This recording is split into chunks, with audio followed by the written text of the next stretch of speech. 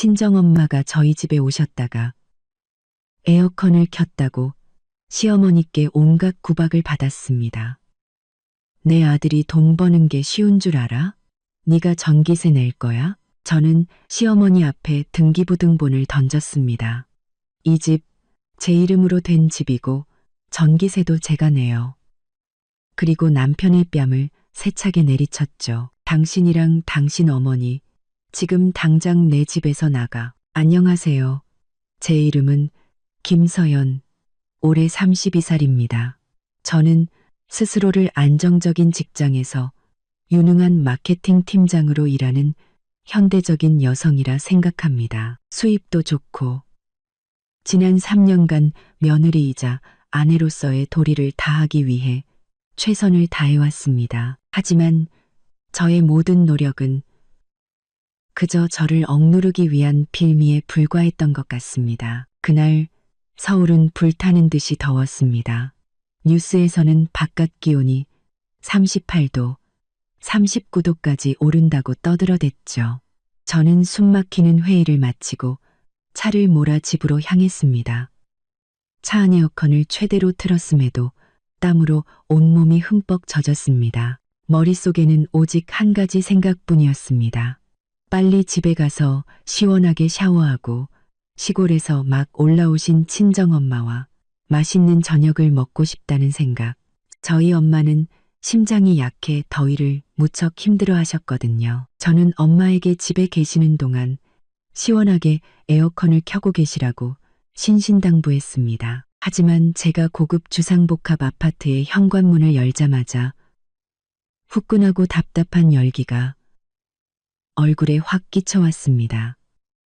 바깥보다 오히려 더 덥고 불쾌한 느낌이었습니다. 저는 잠시 멍하니 서 있었습니다. 거실 에어컨이 꺼져 있었습니다. 그리고 저는 평생 잊지 못할 광경을 목격했습니다. 제 친정어머니, 이 여사님께서 거실 구석의 작은 간이 의자에 몸을 웅크리고 앉아 계셨습니다. 마르고 고생한 흔적이 역력한 늘 모든 것을 감내하는 듯한 온화한 얼굴의 저희 엄마.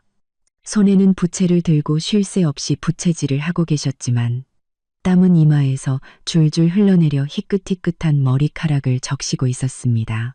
제가 온 것을 보고 엄마는 지친 미소와 함께 어딘가 미안한 표정을 지어 보이셨습니다. 우리 딸 왔어? 일하느라 힘들었지. 심장이 쿵하고 내려앉는 것 같았습니다. 제가 엄마에게 대답하기도 전에 시선은 반대편으로 향했습니다. 제가 직접 고른 가장 크고 비싼 소파 위에는 시어머니인 최 여사가 유유히 앉아 있었습니다. 얇은 여름 이불을 무릎에 덮고 앞에는 김이 모락모락 피어오르는 따뜻한 찻잔이 놓여 있었죠. 최 여사는 한가롭게 차를 마시고 있었습니다. 바로 그 머리 위에는 에어컨 송풍구가 있었지만 에어컨은 조용했습니다. 리모컨은 손만 뻗으면 닿을 거리의 테이블 위에 가지런히 놓여 있었습니다. 38도의 무더위 속 이 집에서 심장병이 있는 사람은 손부채질을 하고 건강한 사람은 이불을 덮고 뜨거운 차를 마시고 있었습니다. 이 부조리한 상황은 지난 3년간 저희 집에서 계속 벌어졌지만 오늘만큼은 제 인내심의 한계를 넘어섰습니다. 엄마, 저는 애써 차분한 목소리를 유지하며 친정엄마에게 다가갔습니다. 왜 에어컨 안 켜셨어요? 제가 켜고 계시라고 말씀드렸잖아요. 이렇게 더우면 엄마 심장에 물이 간단 말이에요. 저희 엄마는 당황하시며 시어머니 쪽을 두려운 눈빛으로 쳐다보셨습니다. 아이고, 괜찮아. 별로 덥지도 않구먼. 부채질 좀 하니까 시원해. 에어컨 켜면 전기세만 많이 나오지. 전기세. 정말 귀에 못이 박히도록 들은 말이었습니다. 제가 뭐라고 더 말하기도 전에 최 여사가 찻잔을 탁 소리 나게 내려놓았습니다. 그리고는 제가 매일 들어야 했던 그 날카로운 목소리로 헛기침을 하며 말했습니다. 내 엄마 말이 맞다. 너 집에 왔다고 유난 떨지 마라. 하루 종일 에어컨 틀어대면 전기세는 누가 내니? 돈이 하늘에서 떨어지는 줄 알아? 내 아들이 밖에서 얼마나 힘들게 돈 버는지 알아? 너랑 내 엄마 좋으라고 피땀 흘려 돈 버는 거 아니란 말이다. 최 여사는 저를 쳐다보지도 않고 제 엄마 쪽으로 눈을 흐기며 쏘아붙였습니다. 엄마는 고개를 푹 숙인 채 옷자락만 만지작거리셨습니다. 머리끝까지 피가 솟구치는 기분이었습니다. 엄마는 오늘 막 올라오셨습니다. 며칠만 머물다 가실 예정이었고 시골에서 직접 키운 채소 몇 가지를 가져다 주셨을 뿐입니다. 그런데 제대로 쉬지도 못하시고 이런 모욕을 당하고 계신 겁니다.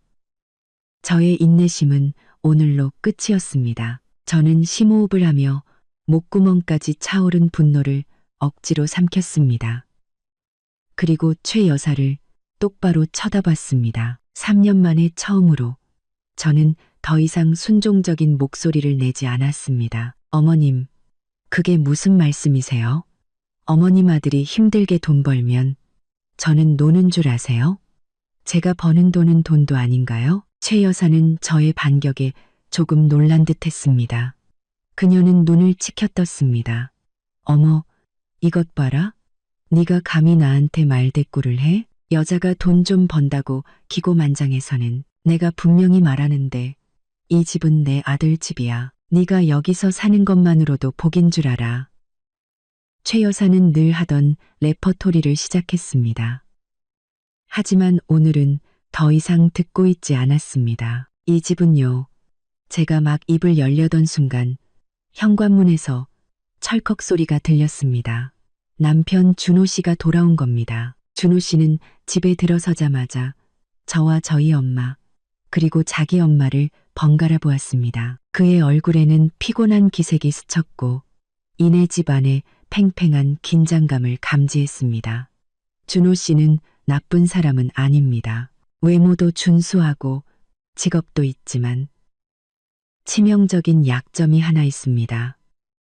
바로 우유부단함입니다. 그는 엄마 말이라면 꼼짝 못했고 그의 모든 결정과 생각은 최 여사에 의해 좌우되었습니다. 최 여사는 아들을 보자 마치 천군만마를 얻은 듯 즉시 목소리를 바꿨습니다. 날카롭던 목소리는 금세 울음 섞인 목소리로 변했죠. 그녀가 완벽하게 연마한 기술이었습니다. 아이고, 아들 왔어? 엄마가 집에서 저것 때문에 편할 날이 없다.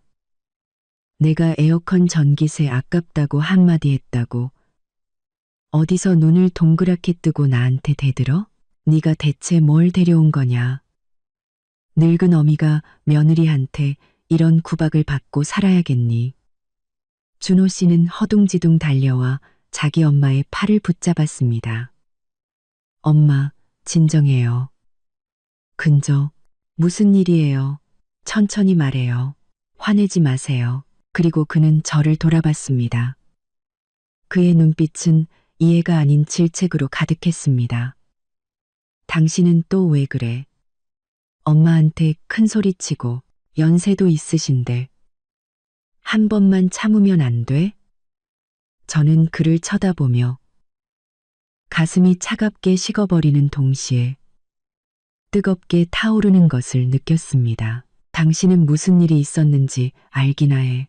저기 앉아 계신 우리 엄마 안 보여? 38도 더위에 당신 엄마가 에어컨도 못 켜게 했어.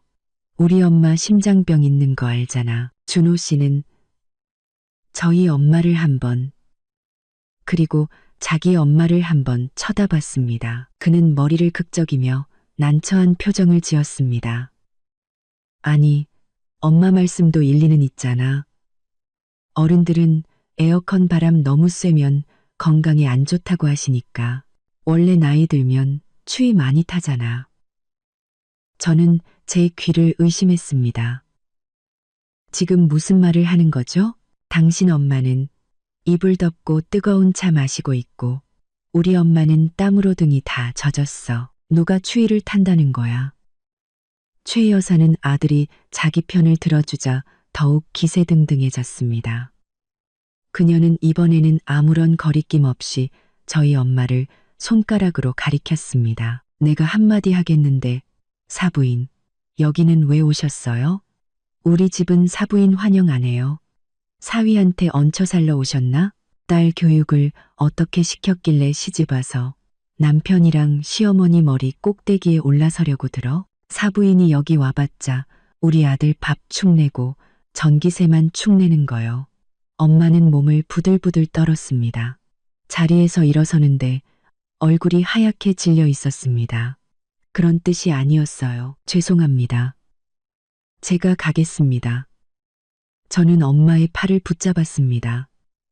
준호 씨는 상황이 심각해지자 황급히 말렸습니다. 하지만 그의 중재 방식은 불에 기름을 붓는 격이었습니다.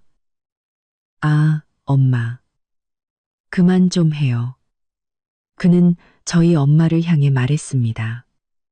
어머니, 이해 좀 해주세요. 저희 엄마가 성격이 원래 좀 직설적이셔서요. 그리고 저를 보며 말했습니다. 당신은 엄마 모시고 방에 들어가서 좀 쉬어. 이 일은 그냥 넘어가자. 넘어가자고? 제가 으르렁거렸습니다. 당신 엄마가 우리 엄마를 저렇게 모욕했는데 넘어가자고? 최 여사는 비웃었습니다. 모욕은 무슨 모욕? 내가 틀린 말 했어? 빌어먹을 것들. 엄마, 준호 씨가 나지막이 소리쳤습니다. 저는 남편이라는 남자를 쳐다봤습니다.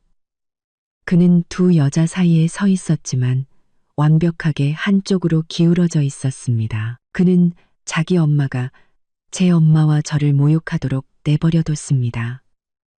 그의 우유부단함이야말로 가장 잔인한 동조였습니다. 마지막 한 방울의 물이 잔을 넘치게 했습니다. 지난 3년간 팽팽하게 당겨져 있던 인내라는 이름의 신경줄이 마침내 툭 하고 끊어졌습니다. 더 이상 눈물도 떨림도 없었습니다. 무서울 정도로 차분해졌습니다. 저는 엄마의 손을 놓고 최 여사와 준호 씨 앞으로 똑바로 걸어갔습니다. 최 여사님. 저는 그녀의 이름을 불렀습니다. 준호 씨와 최 여사 모두 경악했습니다. 뒤에 계시던 저희 엄마도 깜짝 놀라셨죠. 이 집안의 문화에서 그것은 천지가 개벽할 행동이었습니다. 네가 지금 누굴? 최 여사라고 불러? 최 여사라고 불러? 그녀가 더듬거렸습니다. 네, 당신 말입니다. 똑똑히 들으세요. 저는 그녀의 눈을 똑바로 쳐다본 뒤 준호 씨를 쏘아봤습니다. 당신들은 항상 이 집이 당신 아들 박준호 씨 집이라고 말했죠. 그리고 항상 제가 얹혀 살고 돈이나 축내는 사람이라고 말했고요. 맞죠? 최 여사는 목에 핏대를 세웠습니다. 그래, 맞다. 저는 제 자신도 낯설게 느껴지는 미소를 지었습니다. 오늘 제가 이 집에서 누가 진짜 얹혀 사는 사람인지 똑똑히 알려드리죠. 준호 씨는 무언가 불길한 낌새를 느꼈는지 제 팔을 잡아 끌었습니다. 여보, 당신 왜 이래? 술 마셨어? 방에 들어가자. 저는 그의 손을 뿌리쳤습니다. 내가 이상하다고? 좋아요. 내가 당신이랑 당신 어머니께 제대로 알려드리죠. 저는 숨을 한번 들이마셨고 제 목소리는 답답한 거실에 선명하게 울려 퍼졌습니다. 이 집 두 사람 공동 명의로 된 거 맞아요. 하지만 최 여사님, 이 집을 사기 위해 저 김서연이 얼마를 냈는지 아세요? 최 여사는 말이 없었지만 여전히 관심 없다는 듯 입술을 삐죽였습니다. 80%요. 저는 소리쳤습니다. 제가 이 집값의 80%를 냈다고요. 제가 결혼 전에 모은 돈과 제 실적 보너스로요. 박준호 씨, 당신은 얼마 냈죠? 20%. 그것도 은행에서 대출받은 20%요. 그 대출 원금과 이자 매달 누가 갚고 있죠? 바로 저예요. 준호 씨의 얼굴이 하얗게 질렸습니다. 제가 이 사실을 밝힐 줄은 상상도 못했을 겁니다. 이것은 우리 둘 사이의 암묵적인 합의이자 제가 그의 체면을 지켜주기 위한 배려였습니다. 당신 무슨 소리를 하는 거야? 아직 안 끝났어요. 저는 그에게 기회를 주지 않았습니다.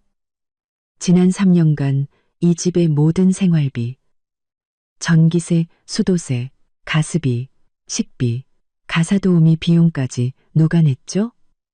저예요. 당신 월급 통장은 당신이 갖고 당신 어머니께 얼마를 용돈으로 드리는지, 어떻게 쓰는지 제가 한 번이라도 물어본 적 있나요? 당신은 아주 적은 금액만, 그저 보태는 신용만 했을 뿐이에요. 제가 밖에서 힘들게 돈 벌어서 이 가정을 꾸렸더니 당신들은 저를 하녀 취급하고 얹혀 사는 사람 취급했어요? 저는 엄마를 돌아보았고 그제야 눈물이 터져 나왔습니다. 엄마, 미안해. 내가 불효녀야. 엄마가 이런 수모를 겪게 만들었어. 나는 내가 참고 인내하면 가정이 평화로울 줄 알았어. 하지만 내가 틀렸어. 내가 참을수록 그들은 더 기어오르고 내가 침묵할수록 나를 바보로 알았어. 최 여사는 잠시 충격에 빠져 있다가 이내 정신을 차렸지만 부끄러운 기색은 없었습니다. 그녀는 막무가내로 나오기 시작했습니다. 거짓말하지 마. 네가 안 내면 네 돈도 남편 돈이야. 네가 돈을 잘 버는 건다. 네 남편 복인 줄 알아. 어디서 생색을 내? 버르장머리 없는 것. 그녀는 욕을 하며 제게 달려들어 뺨을 때리려고 손을 치켜들었습니다. 하지만 저는 3년 전에 순종적인 며느리가 아니었습니다. 저는 손을 들어 그녀의 손목을 막아섰습니다. 제 손길은 최 여사뿐만 아니라 그녀와 준호 씨 모두를 얼어붙게 만들었습니다. 그녀는 믿을 수 없다는 듯 저를 쳐다봤습니다. 항상 고개를 숙이고 네 하던 며느리가 감히 저항하다니. 네가 감히. 저는 이를 악물고 한 글자씩 내뱉었습니다. 한 번만 더 저한테 손대시면 그때는 저도 가만히 있지 않을 겁니다. 하지만 저를 더 무너지게 한 것은 준호 씨의 반응이었습니다. 진실을 깨닫고 아내를 보호하는 대신 그는 달려와 저를 밀쳤습니다. 서연아, 너 미쳤어? 어떻게 엄마한테 손을 들어? 그는 저를 민 게 아니라 거의 내동댕이 쳤습니다. 저는 비틀거리며 넘어질 뻔했고 엄마가 황급히 달려와 저를 부축했습니다. 아들의 보호를 받은 최 여사는 더욱 기세가 등등해졌습니다. 그녀는 준호 씨 등 뒤에 서서 계속해서 욕을 퍼부었습니다. 봤지? 저 싸가지 없는 것 좀 봐. 감히 시어미를 때리려고 해. 아이고, 이 집안은 복도 없지. 준호야, 저런 년은 당장 내쫓아야 돼. 당장 이혼해. 엄마, 그만 좀 하세요. 준호 씨가 소리쳤습니다. 하지만 그 대상은 자기 엄마가 아니라 저였습니다. 당장 엄마한테 사과해. 지금 뭐 하는 짓이야? 이 집안 풍비박산 나는 꼴 보고 싶어? 사과? 저는 눈앞의 남자를 쳐다봤습니다. 제가 한때 사랑하고 믿었던 남자, 제가 희생하고 체면을 지켜주었던 남자. 지금 그는 저와 제 엄마를 모욕한 사람에게 제가 80%의 돈을 내서 산 바로 이 집에서 사과하라고 요구하고 있었습니다. 경멸감이 차올랐습니다. 더 이상 아프지도 화나지도 않았습니다. 그저 역겨울 뿐이었습니다. 제가 누구한테 사과해야 하죠? 저는 얼음장처럼 차가운 목소리로 물었습니다. 엄마한테 사과해. 어른이시잖아. 준호 씨가 말을 채 끝내기도 전에 짝. 건조하고 날카로운 소리가 거실을 울렸고 모든 것이 순간 정지했습니다. 제가 그의 뺨을 때린 겁니다. 지난 3년간의 모든 분노와 절망, 모든 힘을 실은 딱이었습니다. 준호 씨는 뺨을 감싸쥐고 믿을 수 없다는 눈으로 저를 쳐다봤습니다. 그는 저에게 큰 소리 한 번 들어본 적이 없었습니다. 맞기는커녕 말이죠. 최 여사는 입을 떡 벌리고 있다가 이내 비명을 질렀습니다. 아이고, 저게 남편을 때려. 며느리가 남편을 때려요. 저는 아랑곳하지 않았습니다. 여전히 충격에 빠져 있는 준호 씨를 손가락으로 가리켰습니다. 이 따기는 당신의 비겁함에 대한 대가야. 당신의 치사함에 대한 대가라고. 당신 엄마가 나와 우리 엄마를 짓밟도록 내버려 둔 대가야. 저는 최 여사를 돌아봤습니다. 그리고 당신, 더 이상 소리 지르지 마세요. 저는 남은 힘을 다해 심호흡을 하고 소리쳤습니다. 나도 이제 참을 만큼 참았어. 이 결혼, 여기서 끝이야. 지금 당장 당신이랑 당신 어머니, 둘 다 내 집에서 나가. 저는 또박또박 한 글자씩 반복했습니다. 네, 집에서 나가. 공기가 무겁게 가라앉았습니다. 엄마가 제 팔을 잡고 떨었습니다. 서연아, 그러지 마라. 준호 씨는 뺨을 맞은 충격에서 벗어나자 분노에 휩싸인 듯 했습니다. 뭐라고? 네가 누굴 쫓아내? 우리 엄마를 쫓아내. 여기는 내 집이기도 해. 당신 집? 저는 비웃었습니다. 법적으로는 그렇겠지. 하지만 도의적으로 당신들은 여기 있을 자격이 없어. 말했지. 이혼할 거라고. 법원 판결이 나기 전까지 당신들 모자 얼굴 보고 싶지 않아. 최 여사는 즉시 달려들었습니다. 뭐? 네가 감히 이혼을 해? 이혼하면 너는 빈손으로 쫓겨나는 거야. 이 집은 내 아들 집이니까. 너는 10원 한 장도 못 가져가. 빈손으로 쫓겨난다고요? 저는 입꼬리를 올렸습니다. 걱정 마세요.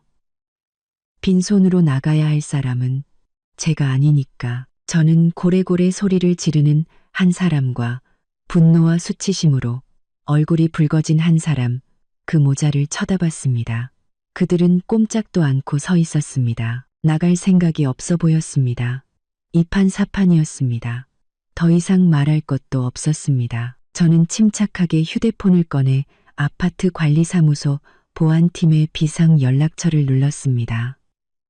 제가 한 번도 사용하게 될 줄 몰랐던 번호였습니다. 저는 항상 관리비를 제때 내고 이웃에게 웃으며 인사하는 모범 입주민이었습니다. 누구와도 다툰 적이 없었죠. 하지만 오늘 제가 바로 소란을 해결해달라고 전화를 거는 사람이 되었습니다. 준호 씨와 최 여사는 저를 뚫어지게 쳐다봤습니다. 최 여사는 소리 지르는 것을 멈췄습니다. 아마 제가 그냥 겁만 주는 줄 알았을 겁니다. 준호 씨는 미간을 찌푸렸습니다. 그가 한 걸음 다가왔습니다. 당신 뭐 하는 거야? 일을 더 창피하게 만들 셈이야? 전화 끊어. 저는 손을 들어 그를 멈추게 하고 스피커폰을 켰습니다. 뚜뚜. 소리가 무더운 거실에 건조하게 울렸습니다. 네. 아파트 보안팀입니다. 무엇을 도와드릴까요? 전문적인 느낌의 차분한 남성 목소리가 들려왔습니다. 저는 숨을 고르고 최대한 침착한 목소리를 유지했습니다. 안녕하세요. 저는 비동 2005호 입주민 김서연입니다. 준호 씨와 최 여사는 경악했습니다. 제가 정말로 전화를 걸 줄은 몰랐던 겁니다. 수화기 너머의 보안팀 직원이 대답했습니다. 네, 김서연님, 무슨 도움이 필요하십니까?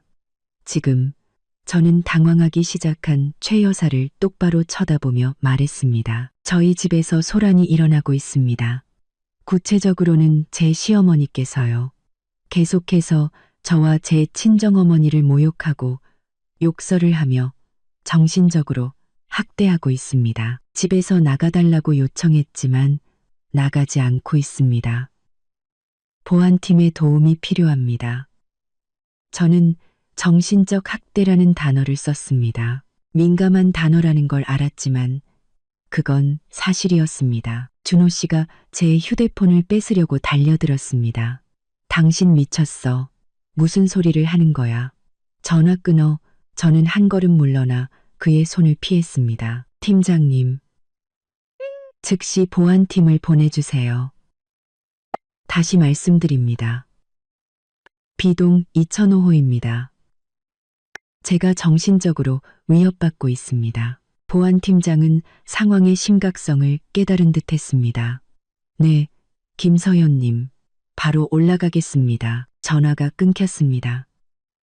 거실은 무섭도록 조용해졌습니다. 최 여사는 더 이상 이불을 덮고 앉아있지 않았습니다. 그녀는 벌떡 일어나 얼굴이 붉어졌다 하얘졌다 했습니다. 네가 감히 보안팀을 불러? 내가 널 학대했다고? 이 천벌 받을 년. 그녀는 다시 욕설을 퍼붓기 시작했습니다. 하지만 준호 씨는 달랐습니다. 그는 체면을 중시하는 사람이었습니다. 그는 체면을 중시하는 사람이었습니다. 그는 체면을 중시하는 사람이었습니다. 그는 공기업 과장으로 일하며 항상 지식인이라는 타이틀을 중요하게 여겼습니다. 제가 보안팀을 불러 자기 엄마를 고발하는 것은 그의 체면을 완전히 깎아내리는 일이었습니다. 서연아, 이건 너무 심하잖아. 그가 이를 갈며 말했습니다. 이웃들이 다 알게 되면 어떡해? 내 얼굴을 어떻게 들고 다니라고. 저는 그를 보며 싸늘하게 웃었습니다. 이제 와서 체면을 생각해요? 당신 엄마가 우리 엄마 모욕할 땐 왜 체면 생각 안 했어요? 당신 엄마 편들어서 우리 엄마 얹혀 산다고 말할 땐 왜 체면 생각 안 했냐고요? 남들이 아는 건 두려우면서 왜 이 집 안에서는 저한테 그렇게 대했어요? 당신. 준호 씨는 할 말을 잃었습니다. 알려주죠. 박준호 씨, 내가 당신 뺨을 때린 순간부터 나는 더 이상 당신을 내 남편으로 생각하지 않았어. 그리고 당신이 당신 엄마를 보호하겠다고 나를 밀친 순간 모든 건 정말로 끝났어. 딩동, 딩동. 초인종 소리가 다급하게 울렸습니다. 아파트 보안팀입니다. 문 좀 열어주십시오. 최 여사는 화들짝 놀라 자기 침실로 쏜살같이 달려갔습니다. 창피한 건 알았나 봅니다. 하지만 저는 그녀가 숨도록 내버려 두지 않을 겁니다. 준호 씨는 잿빛 얼굴로 망부석처럼 서 있었습니다. 서현아, 제발. 문 열지 마. 그냥 돌려보내. 더 이상 우리끼리 얘기할 건 없어. 저는 그의 손을 뿌리치고 현관으로 걸어가 문고리를 꽉 잡았습니다. 이걸 해야만 합니다. 오늘 저는 모든 것을 끊어내야 합니다. 제가 문을 열자 보안팀장님과 젊은 직원 2명이 서 있었습니다. 팀장님은 저와 나이가 비슷해 보였고 항상 진지했지만 매우 정중했습니다. 그는 저를 한번, 그리고 준호 씨가 어색하게 서 있고 저희 엄마가 구석에 웅크리고 앉아있는 집안을 한번 쳐다봤습니다. 김서연님, 무슨 일이십니까? 팀장님은 전문적인 태도를 유지하며 물었습니다. 들어오세요. 저는 심장이 미친 듯이 뛰었지만 침착한 목소리로 말했습니다. 보안팀 직원 3명이 들어오자 집안의 공기는 더욱 무거워졌습니다. 맞은편 집 이웃이 소란을 들었는지 문을 살짝 열고 훔쳐보고 있었습니다. 내일이면 2층 전체에 소문이 퍼질 것을 알았지만 상관없었습니다. 상황은 이렇습니다. 제가 입을 열었습니다. 저와 제 남편 박준호 씨, 그리고 시어머니 최 여사님 사이에 갈등이 있었습니다. 저는 분명히 이혼하겠다고 밝혔고 박준호 씨와 최 여사님이 즉시 이 집에서 나가주시길 요청했습니다. 준호 씨가 황급히 끼어들었습니다. 애써 상황을 무마하려는 목소리였습니다. 팀장님, 오해입니다. 그냥 부부싸움 좀 한 건데 제 아내가 지금 좀 흥분해서요. 그는 저를 돌아봤습니다. 서연아, 그만 좀 해. 일을 더 복잡하게 만들지 마. 부부싸움은 칼로물 백이잖아. 칼로물 백이? 제가 그를 돌아봤습니다. 당신 엄마가 계속 우리 엄마를 모욕하게 내버려 두고 당신은 계속 나를 돈 버는 기계랑 하녀 취급하게 두라고?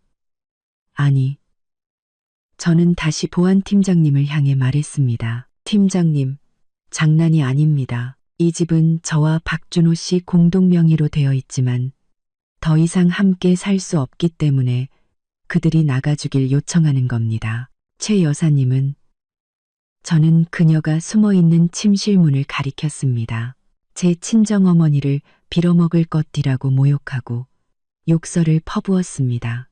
저는 더 이상 참을 수 없습니다.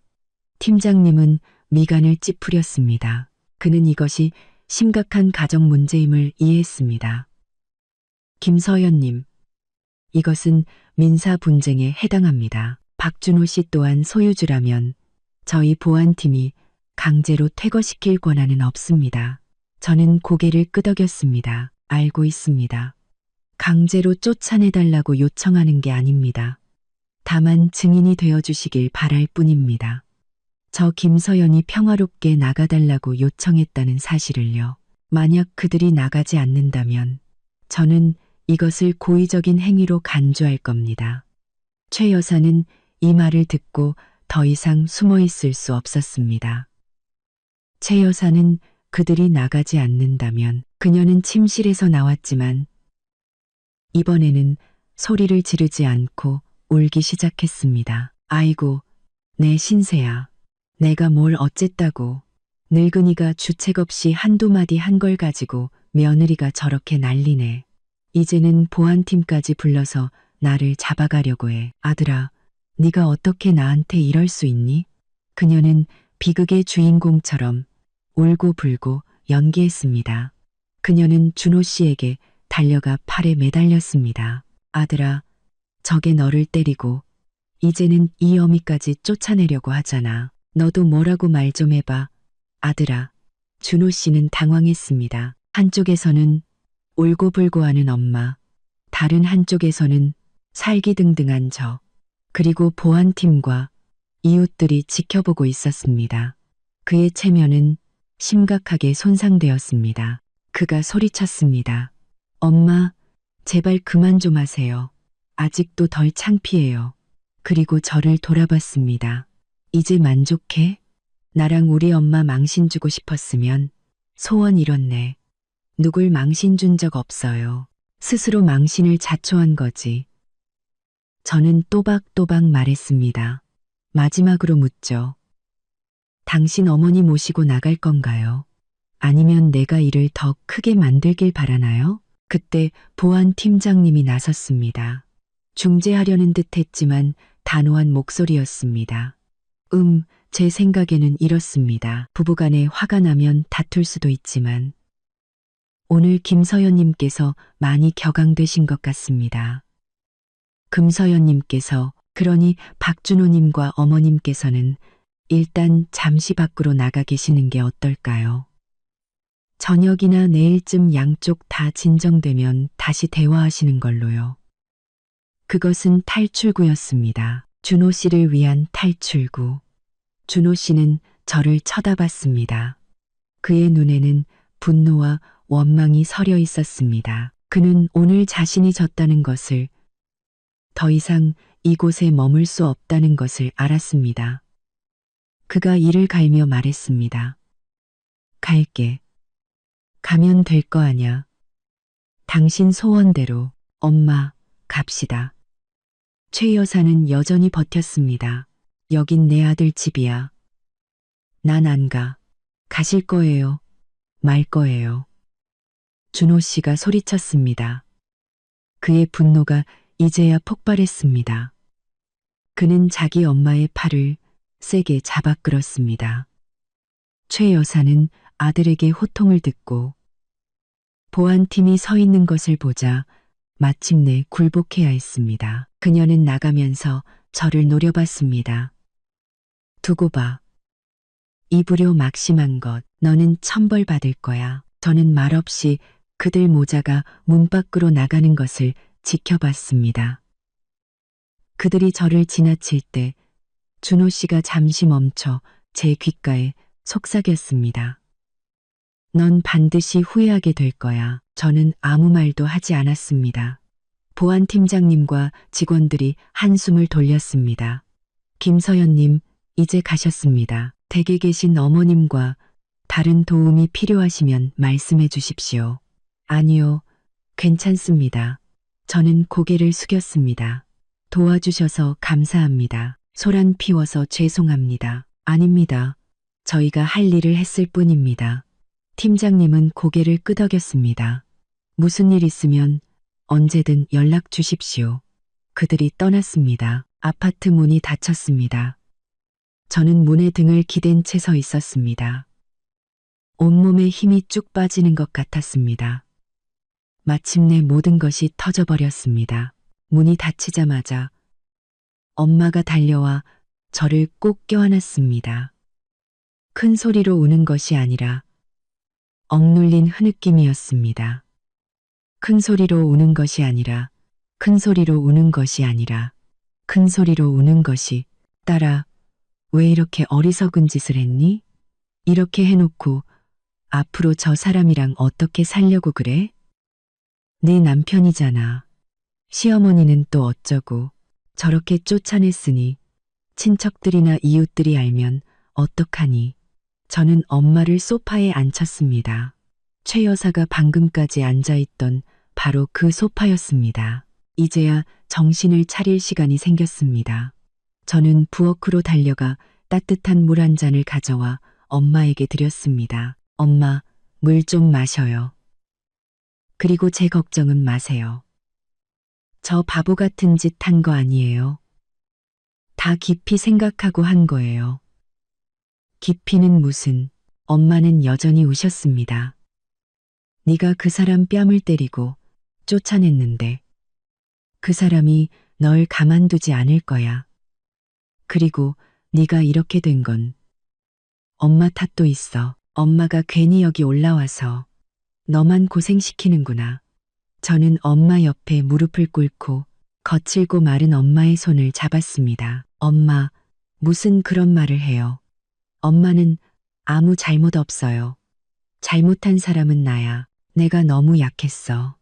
그들이 엄마랑 나를 괴롭히도록 내버려 뒀잖아. 엄마, 미안해. 저는 엄마를 껴안았고 우리는 함께 울었습니다. 그것은 해방의 눈물이자 오랫동안 억눌러온 고통의 눈물이었습니다.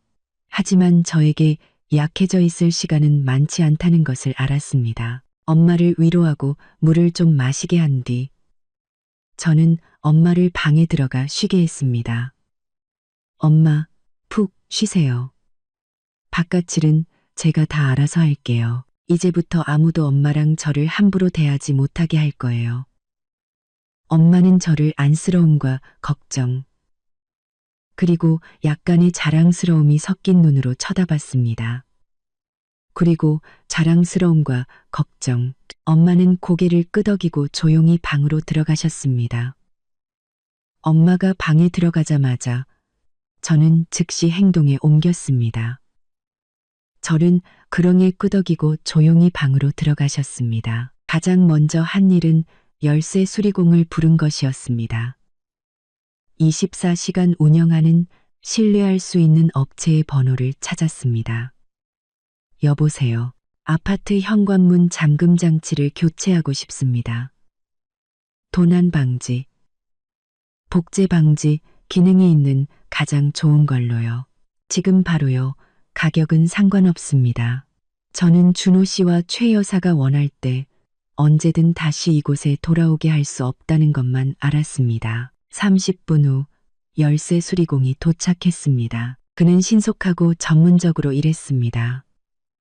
1시간 만에 낡은 잠금 장치는 제 지문과 비밀번호, 카드키로만 열 수 있는 최신 스마트 도어록으로 교체되었습니다. 새 잠금 장치가 철컥하고 설치되는 소리는 마치 선언처럼 들렸습니다. 저는 제 집의 통제권을 되찾았습니다. 두 번째로 수리공에게 비용을 지불한 후 저는 책상에 앉았습니다. 시간은 이미 밤 10시에 가까웠습니다. 저는 컴퓨터를 켜고 정보를 검색했습니다. 변호사가 필요했습니다. 이혼 전문 변호사, 그 중에서도 최고가 필요했습니다. 예전에 저희 회사와 파트너 관계였던 강 변호사님이 떠올랐습니다. 그녀는 민사소송에서 날카롭기로 유명한 변호사였습니다. 예전에 그녀가 자신의 법률 사무소에 대해 이야기했던 것이 기억났습니다. 저는 즉시 강 변호사를 검색했습니다. 정보가 나타났습니다. 법률 사무소 강. 저는 그녀의 휴대폰 번호를 찾았습니다. 정보가 오래전에 저장해뒀지만 한 번도 전화한 적 없는 번호였습니다. 저는 심호흡을 했습니다. 지금은 밤 10시. 실례일 수도 있지만 더 이상 기다릴 수 없었습니다. 준호 씨가 새로운 꼼수를 생각해내기 전에 모든 것을 신속하게 처리해야 했습니다.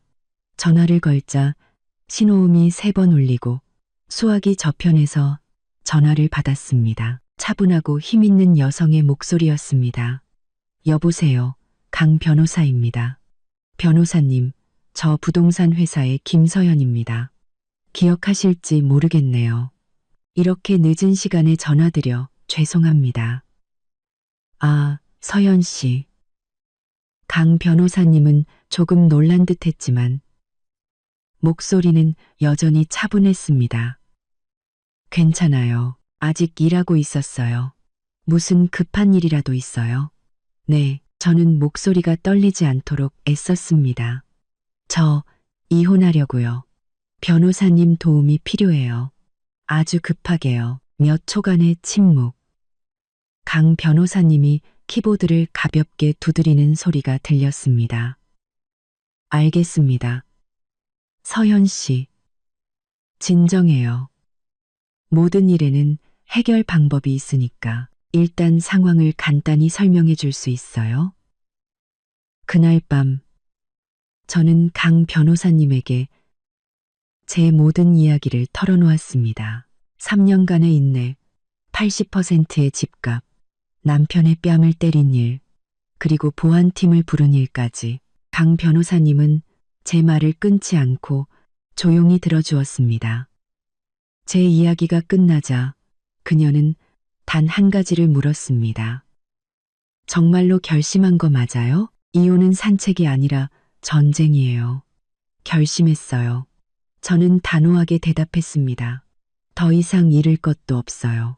좋아요. 강 변호사님의 목소리에는 신뢰가 가득했습니다.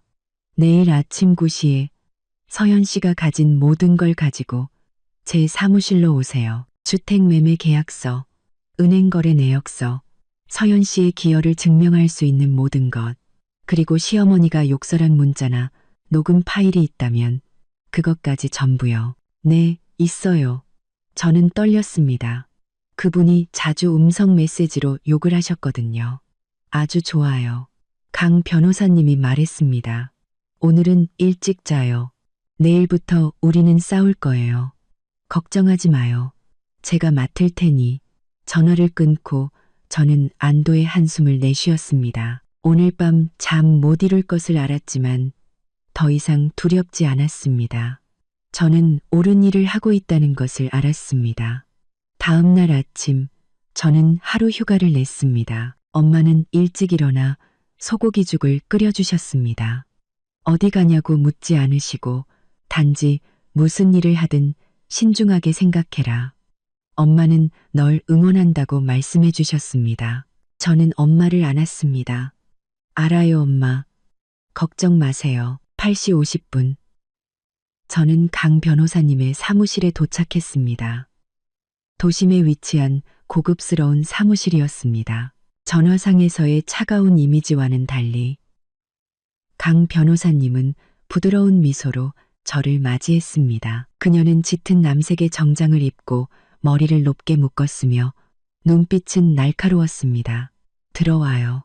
저는 두꺼운 서류 가방을 테이블 위에 올려놓았습니다. 전부 가져왔습니다. 강 변호사님은 서류 하나하나를 꼼꼼히 살폈습니다. 아파트 매매 계약서, 제가 시행사로 이체한 금액이 명확히 찍힌 은행 거래, 내역서, 제가 카드로 결제한 매달의 전기세, 수도세, 생활비 영수증, 그리고 마지막으로 제 휴대폰. 강 변호사님은 이어폰을 끼고 최 여사가 저에게 보낸 음성 메시지 하나하나를 들었습니다. 욕설, 비아냥, 모욕적인 말들. 들을수록 그녀의 표정은 심각해졌습니다. 모든 확인이 끝나자 강 변호사님은 이어폰을 벗었습니다. 저를 보며 말했습니다. 서현 씨, 정말 대단하네요. 어떻게 이렇게까지 참았어요? 이 자료들이, 그녀는 서류 더미를 가리켰습니다. 바로 서현 씨의 무기예요. 그럼 제가 이 집을 지킬 가능성이 있을까요? 저는 조마조마하게 물었습니다. 제가 80%를 냈잖아요. 그럼 강 변호사님은 고개를 저었습니다. 그렇게 간단한 문제가 아니에요.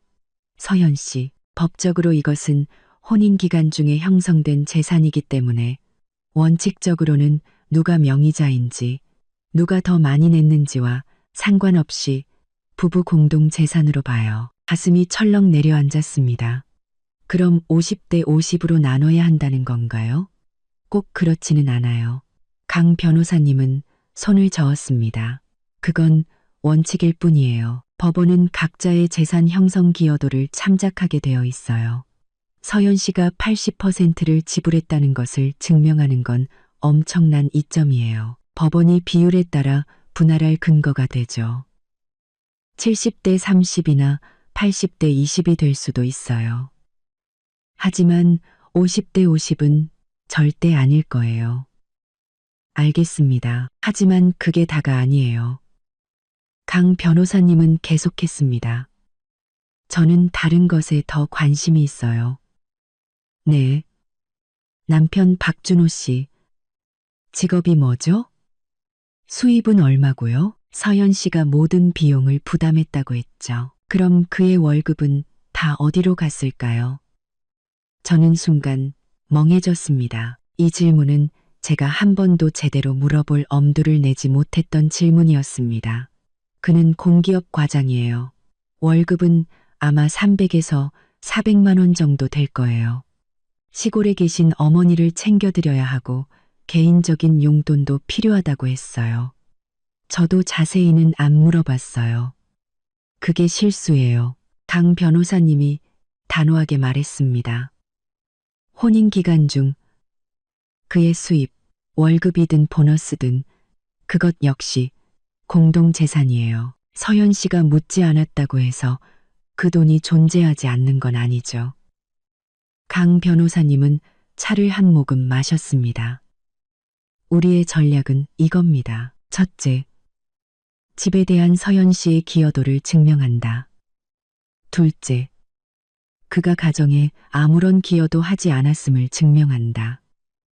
셋째, 그녀는 잠시 멈추고 저를 쳐다봤습니다. 우리는 법원에 그의 수입 조사를 요청할 겁니다. 그가 비자금을 조성하고 공동재산을 빼돌렸을 가능성이 있다고 봐요. 재산을 빼돌리다니요. 저는 충격에 빠졌습니다. 맞아요. 그가 번 돈을 가정이 가져오지 않고 자기 어머니에게 주거나 개인적으로 사용한 것. 그게 바로 공동재산은닉 행위예요. 이걸 증명할 수 있다면 상황은 완전히 달라질 겁니다. 머리가 핑 돌았습니다. 준호 씨가 그런 사람일 거라고는 상상도 못했습니다. 우선 강 변호사님이 말했습니다.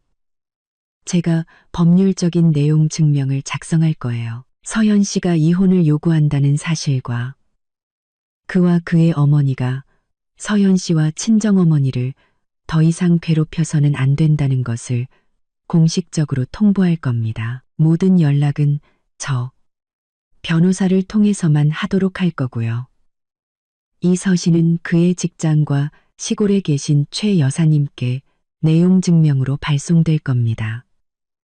직장으로요? 저는 조금 망설여졌습니다. 네, 그래야 그가 서연 씨가 장난치는 게 아니라는 걸, 변호사와 함께 움직이고 있다는 걸 알게 되죠. 강 변호사님은 자리에서 일어나 저와 악수했습니다. 이제 돌아가세요. 마음 단단히 먹고 추가적인 증거가 있다면 더 모아두세요. 이제부터 모든 건 제가 처리할게요. 이 싸움 우리가 반드시 이겨야 합니다. 저는 법률사무소를 나섰습니다. 아침 햇살이 저를 비췄지만 더 이상 덥게 느껴지지 않았습니다. 제 앞에는 명확한 길이 보였습니다. 강 변호사님을 만난 지 이틀 후 내용 증명이 발송되었습니다. 준호 씨가 직장에서 그것을 어떻게 받았을지, 얼마나 창피했을지는 모릅니다. 제가 아는 것은 진짜 지옥이 시작되었다는 것뿐이었습니다. 준호 씨나 최 여사가 아니었습니다. 그들은 무서울 정도로 조용했습니다. 저에게 가장 먼저 전화한 사람은 준호 씨의 고모였습니다. 그녀의 목소리는 제가 평소에 듣던 것과 달리 아주 다정했습니다. 서연아, 고모다. 너희 부부가 좀 안 좋은 일이 있다면서? 준호가 아직 철이 없어서 그래. 네가 언니고 더 어른스러우니까 네가 좀 이해해줘라. 여자는 남편 잘 만나는 것도 복이지만 참고 사는 것도 복이란다. 너무 세게 나가면 남들이 다 비웃어. 이번 한 번만 봐줘라. 준호더러 엄마 시골로 모셔다 드리라고 하고 다시 잘 살아봐. 저는 휴대폰을 든 채 차갑게 대답했습니다. 고모님, 신경 써주셔서 감사하지만 저희 부부 일은 고모님께서 다 아시는 게 아니에요. 저는 이미 결정했어요. 어머, 이것 봐라. 고모의 목소리가 즉시 변했습니다. 네가 돈 좀 번다고 아주 대단한 줄 아나 본데 아내는 남편 말을 들어야 하는 거야. 네가 감히 시어머니를 쫓아내. 너 같은 건 복도 없는 년이야. 우리 집안에 너 같은 게 들어와서. 저는 전화를 끊었습니다. 그 여자와 말싸움할 시간이 없었습니다. 두 번째는 우리 부부의 공통된 친구였습니다. 제가 한때 아주 아꼈던 친구였죠. 서연아, 나 준호한테 얘기 들었어. 걔 많이 울더라. 자기가 잘못했고 비겁했다고 너한테 정말 미안하대. 너 없이는 못 살겠다고 하더라. 다시 한번 생각해보면 안 될까? 그래도 부부인데 문 닫고 둘이서 해결해야지. 어떻게? 법원까지 가. 저는 한숨을 쉬었습니다. 네가 어떻게 알겠어? 남의 속 사정을. 너를 미워하는 건 아니지만 이 일에는 끼어들지 말아줘. 하지만 정점은 준호 씨의 아버지에게서 온 전화였습니다. 그는 과묵한 분이셨고 저는 그동안 그 집안에서 가장 말이 통하는 분이라고 생각했었습니다.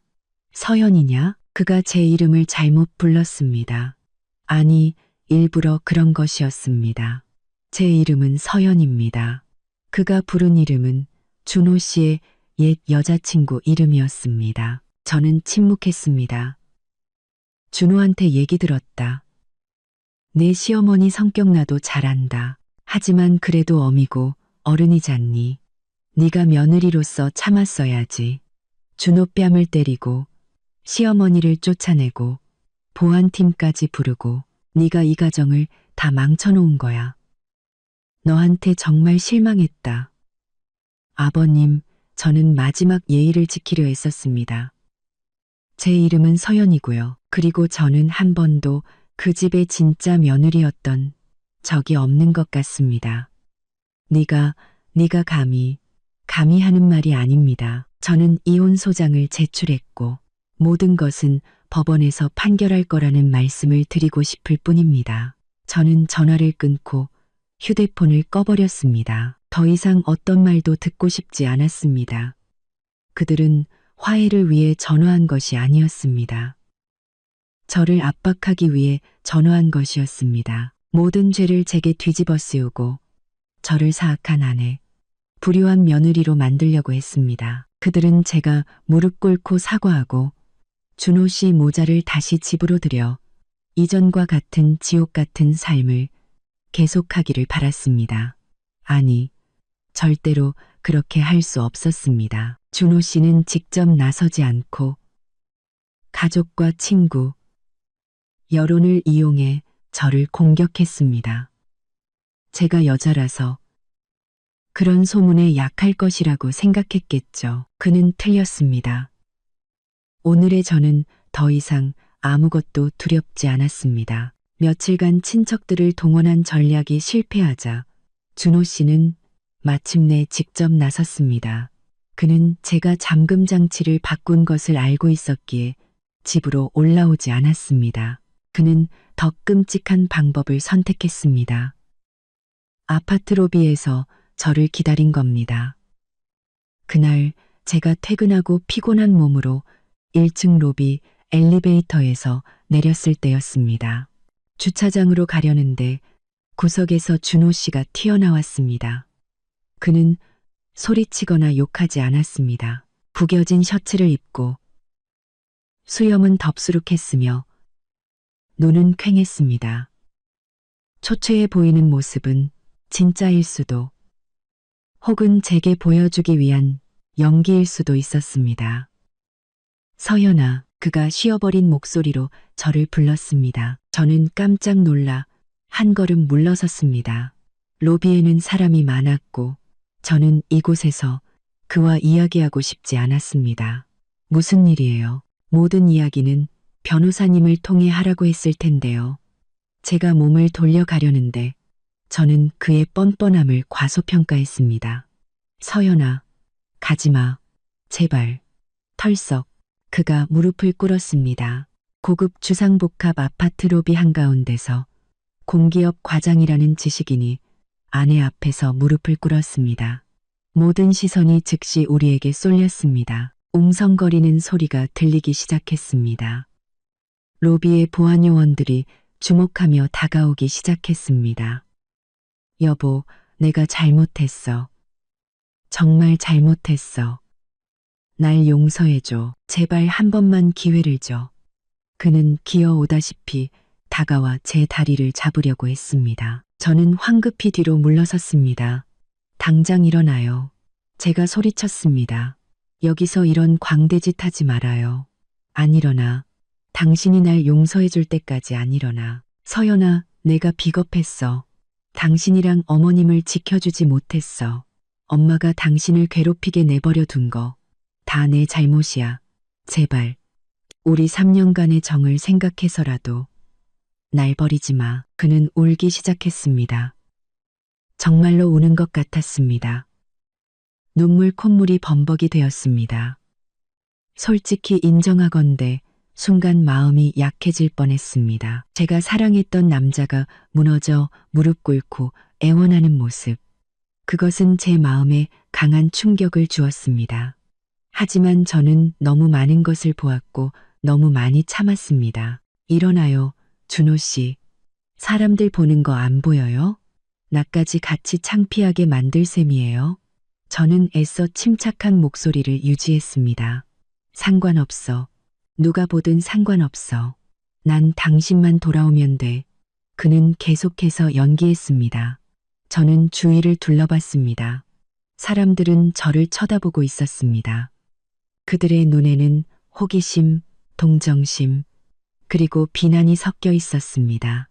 남편이 무릎 꿇고 애원하는데도 냉정하게 서 있는 그 여자를 비난하는 눈빛이었습니다. 준호 씨는 여론과 대중의 동정심을 이용해 저를 압박하고 있었습니다. 그는 저를 악역으로 만들고 있었습니다. 저는 심호흡을 했습니다. 그의 계략에 넘어가서는 안 됐습니다. 좋아요. 안 일어나면 제가 가죠. 저는 등을 돌려 앞으로 빠르게 걸어갔습니다. 서연아, 안 돼. 가지 마. 그가 뒤에서 소리쳤습니다. 저는 돌아보지 않았습니다. 이 서투르고 역겨운 연극에서 벗어나야 했습니다. 거의 문에 다다랐을 때 저는 벗어났다고 생각했습니다. 하지만 또 틀렸습니다. 제가 로비의 커다란 기둥을 지나칠 때 무릎 꿇고 울고 있다고 생각했던 준호 씨가 다람쥐처럼 재빨리 일어났습니다. 그는 저를 붙잡기 위해서가 아니라 제 앞을 가로막기 위해 달려왔습니다. 너무나 빠른 변화였습니다. 그는 더 이상 울지 않았습니다. 그의 눈빛은 애처로움 대신 분노와 조급함으로 가득했습니다. 못 가. 그가 두 팔을 벌렸습니다. 저는 멈춰 섰습니다. 두려워서가 아니라 방금 제가 알아차린 작은 디테일 때문이었습니다. 그가 팔을 벌렸을 때 구겨진 셔츠 자락이 흐트러졌습니다. 그리고 그의 왼쪽 가슴 주머니, 심장이 있는 곳에 무언가 볼록한 것이 보였습니다. 그것은 작고 검은색이었고 빨간색 LED 불빛이 깜빡이고 있었습니다. 녹음기였습니다. 온몸이 차갑게 식었습니다. 모든 것이 연극이었습니다. 그는 연기만 한 것이 아니라 녹음까지 하고 있었습니다. 무엇을 녹음하려 했을까요? 그가 무릎 꿇고 애원하고 제가 냉정하게 거절하는 장면을 녹음하고 싶었을 겁니다. 법정에서 증거로 사용하기 위해 제가 모진 말을 하도록 유도하고 싶었을 겁니다. 제가 잔인하고 무정한 아내라는 것을 증명하기 위해서 역겨움이 목구멍까지 차올랐습니다.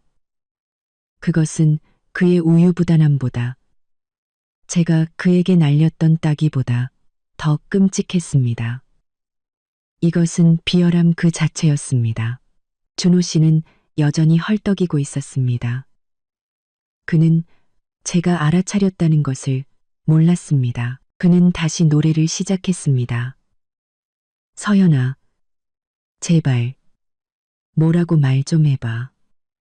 욕을 해도 좋고, 때려도 좋아.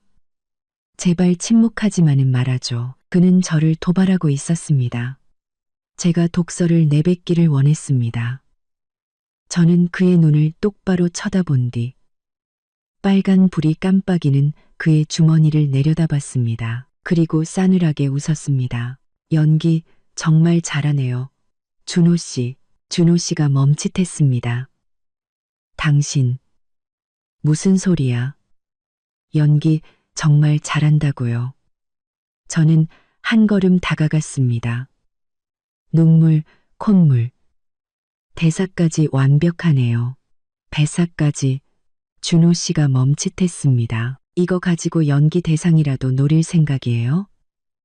저는 그의 대답을 기다리지 않고 번개처럼 빠르게 손을 뻗었습니다. 뺨을 때리지 않았습니다. 그의 가슴 주머니에 손을 넣었습니다. 준호 씨는 당황하며 제 손을 뿌리치려 했습니다. 뭐 하는 거야? 하지만 제가 더 빨랐습니다. 저는 그것을 꺼냈습니다. 여전히 작동 중인 녹음기. 빨간 불빛이 깜빡이고 있었습니다. 저는 녹음기를 그의 얼굴 앞, 그리고 구경하고 있던 모든 사람들 앞에서 높이 들어 올렸습니다. 이게 뭐죠? 제 목소리는 또렷하게 울려 퍼졌습니다. 3년간의 부부의 정이 이런 건가요? 무릎 꿇고 울면서 애원한 게 결국 이거 녹음하려고 그런 거였어요? 준호 씨는 그 자리에 얼어붙었습니다. 그의 얼굴은 하얗게 질렸다가 시뻘겋게 달아올랐습니다. 그의 눈에는 더 이상 눈물 한 방울도 없었습니다. 주위의 군중이 웅성거렸습니다. 그들도 상황을 이해했습니다. 이제 그들이 준호 씨를 보는 눈빛은 동정이 아닌 경멸이었습니다. 비열하군요. 저는 한 글자씩 내뱉었습니다. 저를 상대로 이런 수법까지 쓰다니. 준호 씨는 더 이상 할 말이 없었습니다. 그는 녹음기를 뺏으려고 달려들었습니다. 내놔, 이 미친, 내놔. 저는 뒤로 물러서며 손을 높이 들었습니다. 이걸로 제가 잔인하다는 증거를 만들고 싶었어요? 그렇게는 안 되죠. 저는 녹음 버튼을 눌러 녹음을 중지시켰습니다. 당신의 연극은 끝났어요. 저는 그를 쳐다봤습니다. 이제 다시는 내 눈앞에 나타나지 마세요. 우리가 할 얘기는 법정에서 합시다. 준호 씨는 음모가 발각되고 비열함이 드러나자 더 이상 슬픈 표정을 유지할 수 없었습니다. 그는 저를 손가락으로 가리키며 이를 갈았습니다. 김서연, 잘났어 정말. 후회하지 마. 내가 널 가만두지 않을 거야. 그는 말을 마치고 쫓기는 사람처럼 획 돌아서서 달려갔습니다.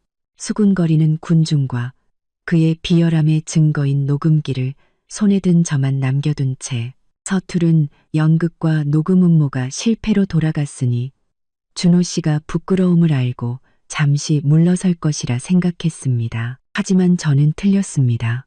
저는 그들 모자의 뻔뻔함을 너무 얕봤습니다. 준호 씨가 후회하는 남편 역할을 하는데 실패하자 그의 어머니 최 여사가 즉시 나섰습니다. 하지만 그녀는 전화로 욕을 하거나 로비에서 저를 기다리는 방식을 택하지 않았습니다. 그녀는 자신이 가장 잘하는 방식, 바로 드러눕기를 선택했습니다. 다음 날 아침, 제가 엄마를 모시고 아파트 단지 내에서 산책을 하려고 로비로 내려갔을 때 끔찍한 광경이 우리를 기다리고 있었습니다. 최 여사였습니다. 그녀가 언제부터 와 있었는지 몰랐습니다. 지난번과 같은 평상복 차림이 아니었습니다. 어깨가 해지고 낡은, 제가 알기로는 그녀가 가지고 있지만 저희 집에서는 절대 입지 않던 옷을 입고 있었습니다. 그리고 그녀는 서 있지 않았습니다. 아침 출근 시간, 모든 사람이 지나가야 하는 아파트 주 출입구 한가운데에 주저앉아 있었습니다. 옆에는 찢어진 모자가 놓여 있었죠. 그녀는 바로 울지 않았습니다. 기다렸습니다. 저와 저희 엄마가 나타나기를. 저를 보자마자 그녀는 즉시 하늘을 향해 얼굴을 들고 허벅지를 짝소리 나게 치며 울부짖기 시작했습니다. 아이고, 하늘도 무심하시지. 내가 왜 저런 등신 같은 아들을 낳아서 저런 천벌 받을 며느리를 얻게 했나. 전현희 집도 뺐고 내 아들 돈도 다 뺐고 이제는 이 시어미를 길바닥에 내쫓았어요. 세상 사람들아, 며느리가 남편 집 뺏는 거 봤어요? 며느리가 남편 때리고 시어미 쫓아내는 거 봤냐고요. 아이고, 세상에. 그녀의 울음소리는 조용했던 아파트 단지 전체에 울려 퍼졌습니다. 사람들이 멈춰 서기 시작했습니다. 차들은 속도를 줄였고 근처 초소의 보안 요원들이 달려오기 시작했습니다. 엄마는 몸을 떨며 제 팔을 잡아 끌었습니다. 서연아, 그냥 집에 가자. 올라가자. 응. 하지만 저는 꼼짝 않고 서 있었습니다.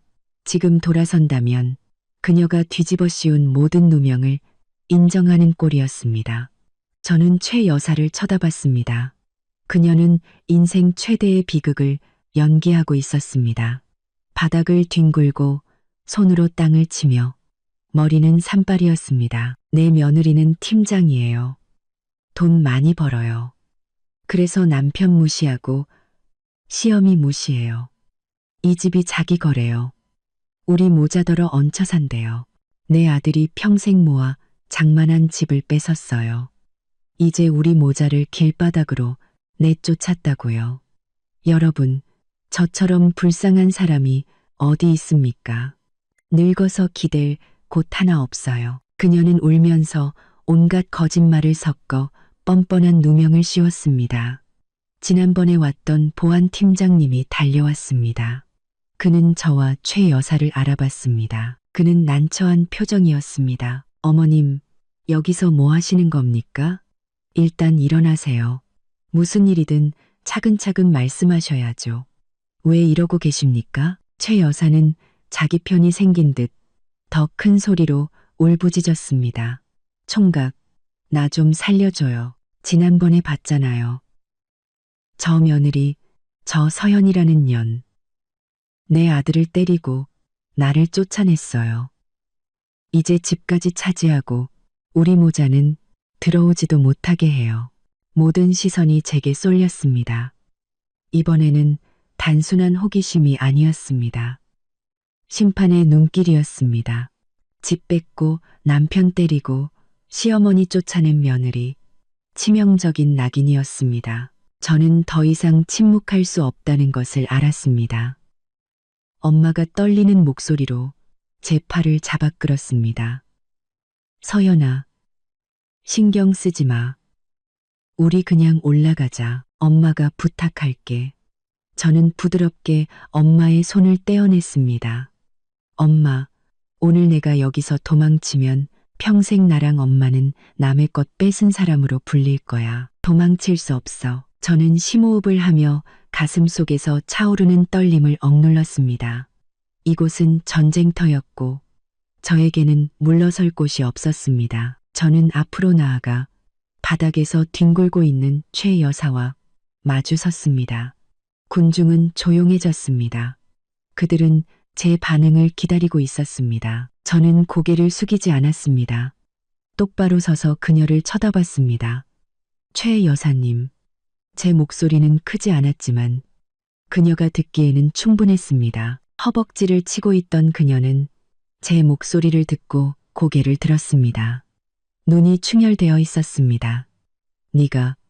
네가 감히 여길 또 나와?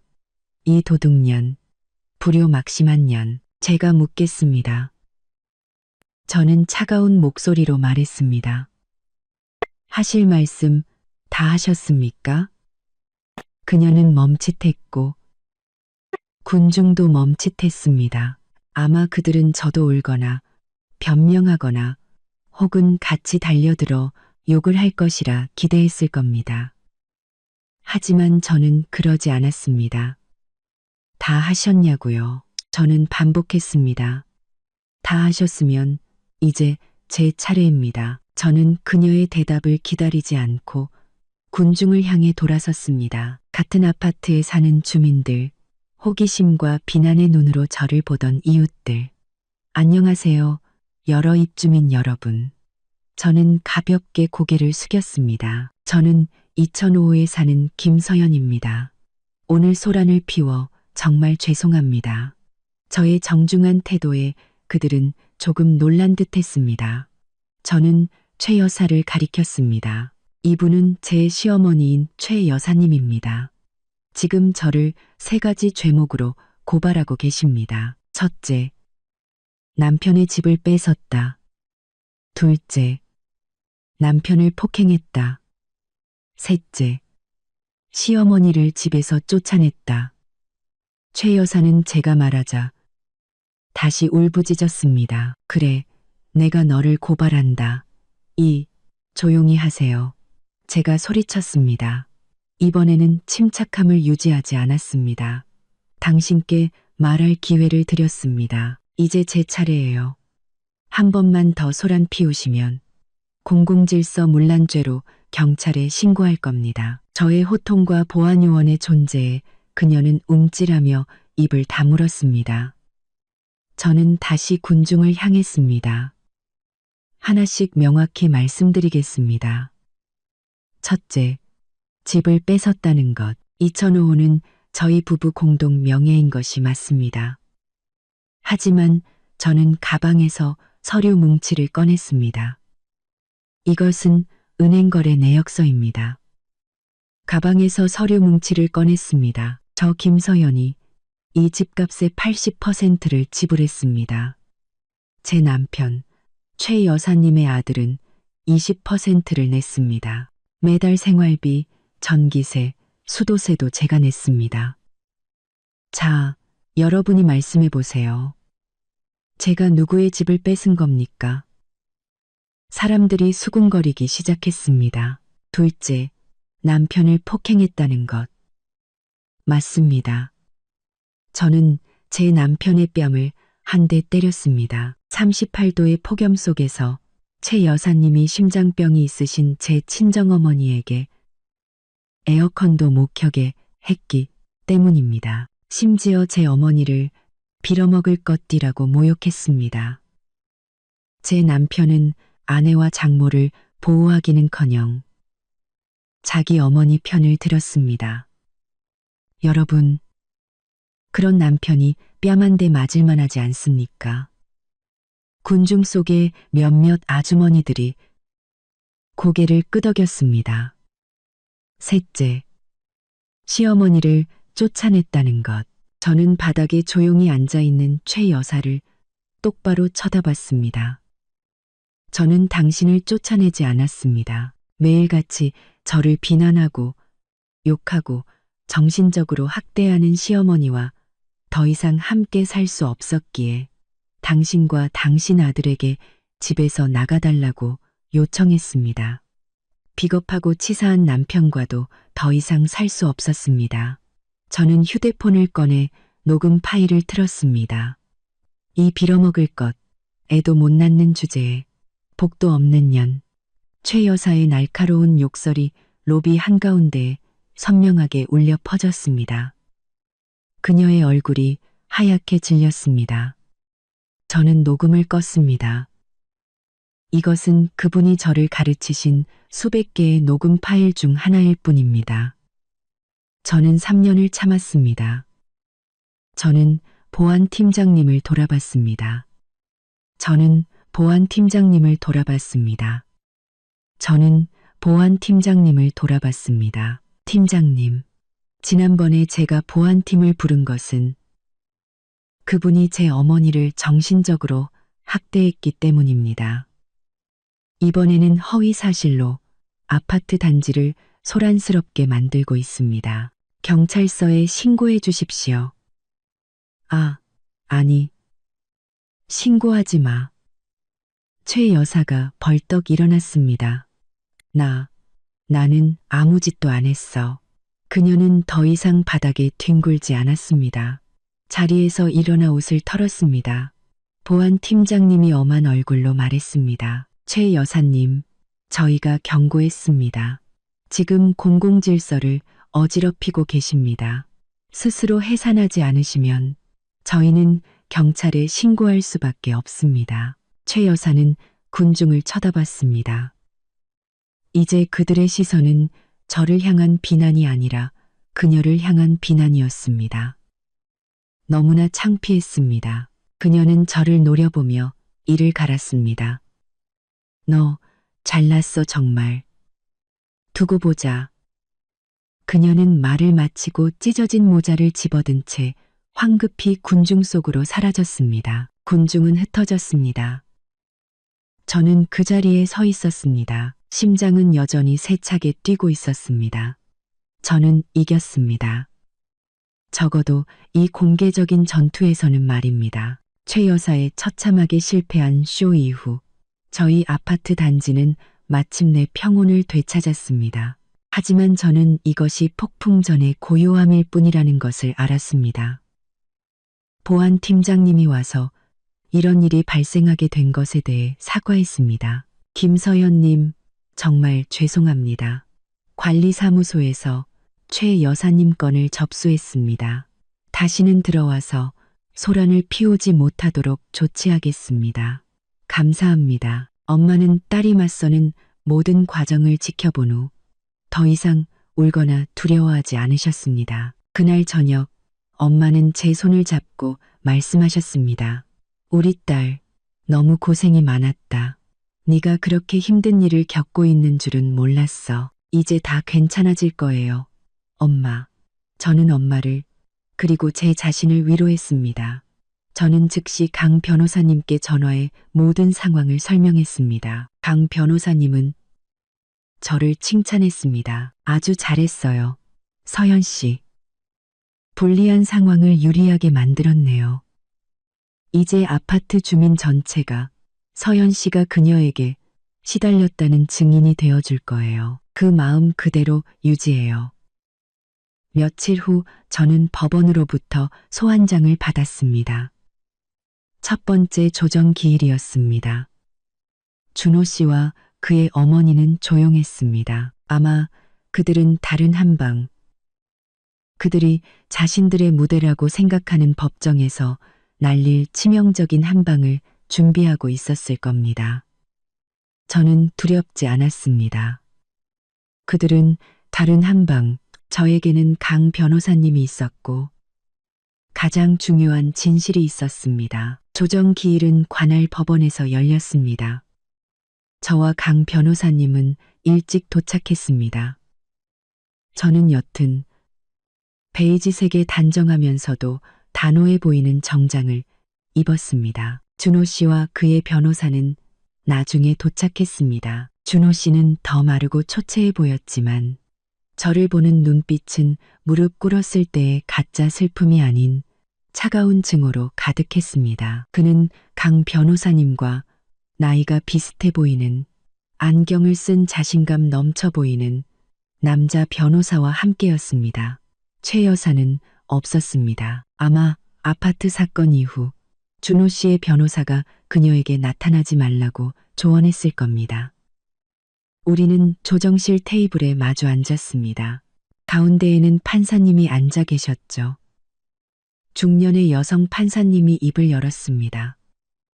오늘 양측을 부른 것은 조정을 위함입니다. 결혼은 중대사이며 만약 관계를 회복할 여지가 있다면 부부간의 정을 생각해서 다시 한번 고려해 보시기 바랍니다. 형식적인 발언이 끝난 후 판사님이 원고 측에 물었습니다.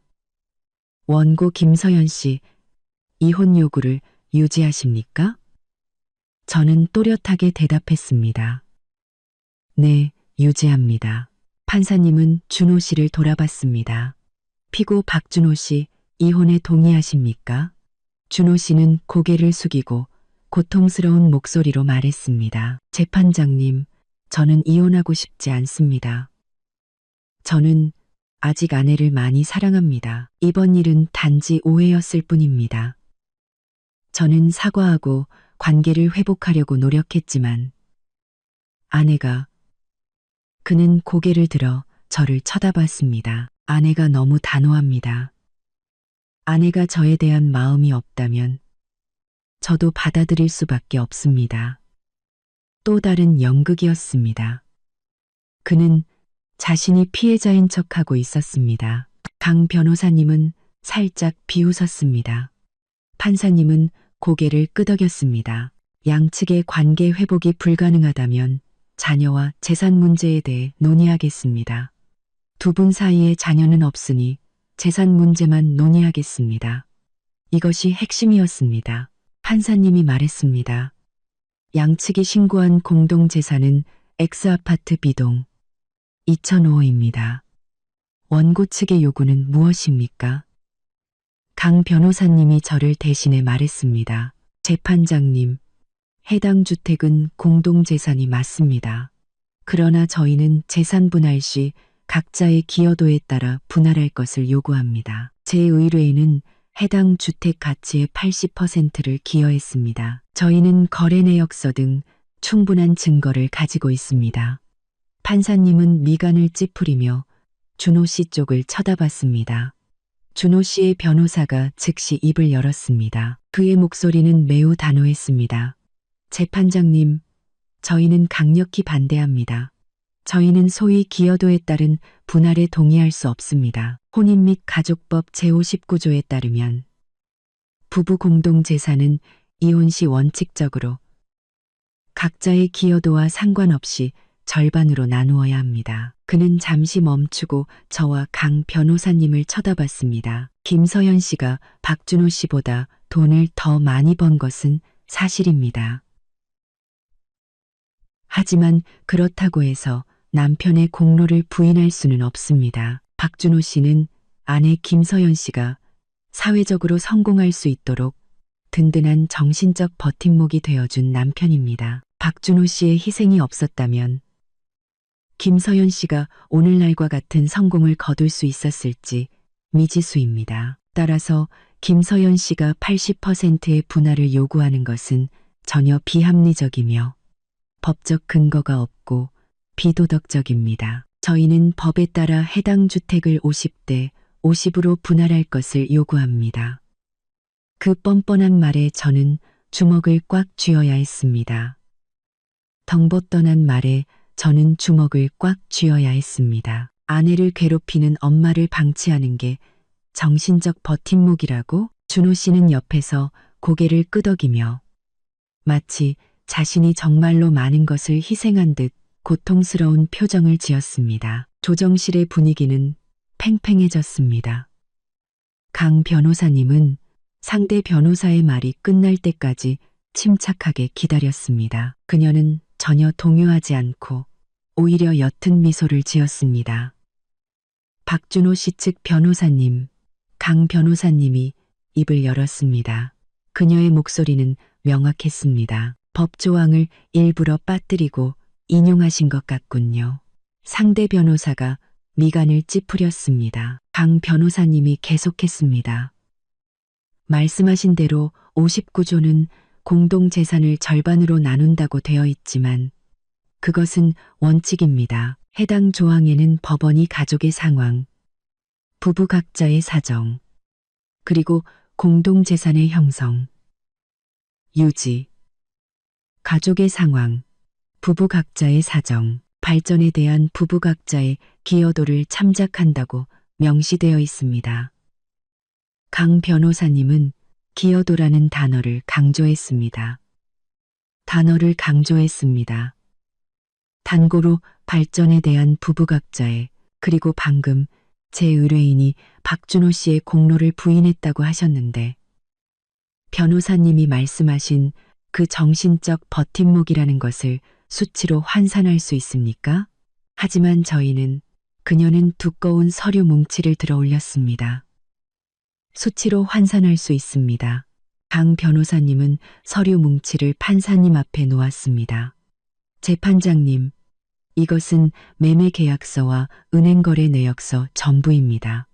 강 변호사님은 이 집의 모든 대금은 김서현 씨의 계좌에서 지불되었으며 총액은 8억 원입니다. 집값은 10억 원이고 나머지 20%에 해당하는 2억 원은 은행 대출이며 김서현 씨가 매달 원금과 이자를 상환하고 있습니다. 강 변호사님은 다른 페이지를 넘겼습니다. 한편 이것은 김서현 씨가 전기세, 수도세부터 식비까지 모든 생활비를 지불했다는 증거입니다.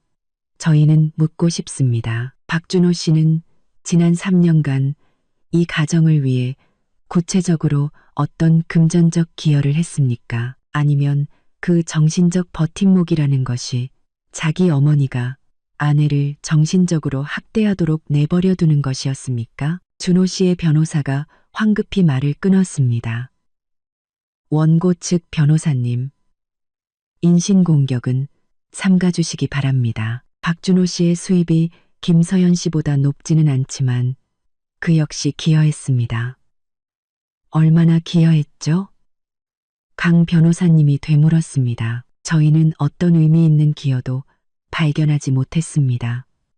박준호 씨는 자신이 부담해야 할 은행 대출금 절반조차 자신의 월급으로 갚지 않았습니다. 공기는 활시위처럼 팽팽해졌습니다. 판사님이 펜으로 책상을 두드렸습니다. 원고 측, 진정하세요. 피고 측, 판사님은 준호 씨를 보았습니다. 자신의 기여에 대해 설명해 보세요. 준호 씨는 우물쭈물했습니다. 저도 아내에게 생활비를 줬습니다. 가끔 제 월급이 많지 않고 시골에 계신 어머니도 모셔야 해서. 강 변호사님이 미소 지었습니다. 어머니를 모시는 것은 당연하죠. 하지만 저희가 알기로 박준호 씨의 어머니는 연금이 있으시고 저희 의뢰인이 봉양하도록 자주 아들 부부와 함께 사셨습니다. 그렇다면 어머니를 모셨다는 것이 구체적으로 무엇이며 그것이 부부 공동재산의 의무에 해당하는지는 나중에 논의하도록 하죠. 강 변호사님은 판사님을 향해 돌아섰습니다. 재판장님, 저희는 단순히 기여도에 따른 80대 20 분할을 요구하는 것에서 그치지 않을 것입니다. 저를 포함한 모든 사람이 강 변호사님을 쳐다봤습니다. 그녀의 목소리는 조용한 조정실에 단호하고 명확하게 울려 퍼졌습니다. 재판장님, 저희는 기여도에 따른 비율 분할을 요구할 뿐만 아니라 피고 박준호 씨가 혼인기간 동안 공동재산을 은닉하고 빼돌린 행위가 있었다고 믿을 만한 이유가 있습니다. 이 말은 폭탄과도 같았습니다. 준호 씨의 변호사가 즉시 벌떡 일어나 격렬하게 반대했습니다. 재판장님, 이것은 근거 없는 비방입니다. 원고 측 변호사가 제 의뢰인을 모함하고 있습니다. 이 의견을 기록에 남기지 말아 주십시오. 준호 씨도 몸을 떨며 얼굴이 창백해졌지만 애써 버텼습니다. 거짓말 마. 내가 뭘 빼돌려? 난 빼돌릴 돈도 없어. 내 월급 뻔히 알면서 무슨 소리야? 강 변호사님은 준호 씨는 쳐다보지도 않고 판사님만 똑바로 바라봤습니다. 재판장님, 저희는 모함하는 것이 아닙니다. 제 의뢰인 김서연 씨는 가정의 모든 비용을 부담했습니다. 박준호 씨는 거의 기여하지 않았지만 그에게는 월급이 있었습니다. 그리고 저희가 알기로 그는 프로젝트 보너스, 명절 상여금 등 다른 부수입도 있었습니다. 지난 3년간 이 모든 돈에 대해 김서연 씨는 전혀 알지 못했고 공동으로 사용하지도 못했습니다. 강 변호사님은 잠시 멈췄다가 경도로 결정적인 한 방을 날렸습니다. 법에 따르면 그 돈은 공동재산입니다. 박준호 씨는 의도적으로 그 사실을 숨겼고 아내 모르게 개인적인 용도로 사용했습니다. 여기에는 그의 어머니 최 여사님께 따로 생활비를 드린 것도 포함됩니다. 이것이야말로 공동재산은닉 행위입니다. 준호 씨의 변호사가 더듬거리기 시작했습니다. 재판장님, 그것은 박준호 씨의 개인 소득입니다. 그는 자신의 월급을 사용할 권리가 있습니다. 김서연 씨가 처음부터 생활비를 부담하기로 동의했습니다. 오, 강 변호사님이 눈썹을 치켜떴습니다. 서면으로 된 합의서라도 있습니까? 아니면 단순히 아내의 자발적인 희생을 빌미로 남편이 자신의 수입을 숨긴 것입니까? 재판장님, 강 변호사님이 고개를 숙였습니다. 사실을 명확히 하기 위해 저희는 법원에 박준호 씨 명의의 모든 시중 은행 계좌에 대한 거래 내역 조회를 공식적으로 요청합니다. 여기에는 김서연 씨가 전혀 알지 못했던 계좌도 포함됩니다. 준호 씨는 이 말을 듣고 더 이상 의자에 제대로 앉아있지 못했습니다. 그는 의자 팔걸이를 꽉 잡았고 이마에는 땀이 송골송골 맺히기 시작했습니다. 그의 이런 반응은 판사님의 눈을 피하지 못했습니다. 판사님은 준호 씨와 그의 변호사를 번갈아 보았습니다. 피고 측 이 요청에 대해 의견 있습니까? 준호 씨의 변호사가 어떻게든 상황을 수습하려 했습니다. 재판장님, 저희는 이 요청이 개인의 사생활을 침해한다고 생각합니다. 이유가 판사님이 말을 끊었습니다. 이것은 이혼 소송입니다. 재산 분쟁에 대한 정당한 요청이 있다면 법원은 검토할 권리가 있습니다. 재산 분쟁에 대한 정당한 요청이 있다면 법원은 검토할 권리가 있습니다. 박준호 씨가 떳떳하다면 계좌 조회를 두려워할 이유가 없겠죠. 판사님은 강 변호사님을 보았습니다. 원고 측 공식 요청서를 법원에 제출하십시오. 네, 강 변호사님은 미리 준비해둔 서류를 제출했습니다. 조정은 결렬되었습니다.